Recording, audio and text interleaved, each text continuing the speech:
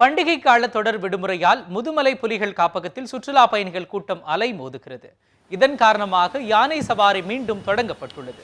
நீலகிரி மாவட்டம் கூடலூர் அடுத்துள்ள முதுமலை புலிகள் காப்பகம் 321 சதுர கிலோமீட்டர் பரப்பளவு கொண்ட பகுதியாகும். இங்குள்ள தெப்பக்காடு, பாம்பெக்ஸ் மற்றும் அபயராணயம் ஆகிய 3 இடங்களில் யானைகளை பாதுகாக்கும் முகாம் உள்ளது. இங்குள்ள 26 யானைகளில் 8 யானைகள் கும்கி பயிற்சி பெற்றுள்ளன. இங்கு வரும் சுற்றுலா பயணிகளை வன சுற்றுலாவிற்கு அழைத்து செல்ல யானை சவாரியும் நடத்தப்படுகிறது. இந்த நிலையில் ஆயுத பூஜை, விஜயதசமி மற்றும் மொஹரம் பண்டிகைக்கு தொடர் விடுமுறை காரணமாக முதுமலையில் ஏராளமான சுற்றுலா பயணிகள் குவிந்து வருகின்றனர்.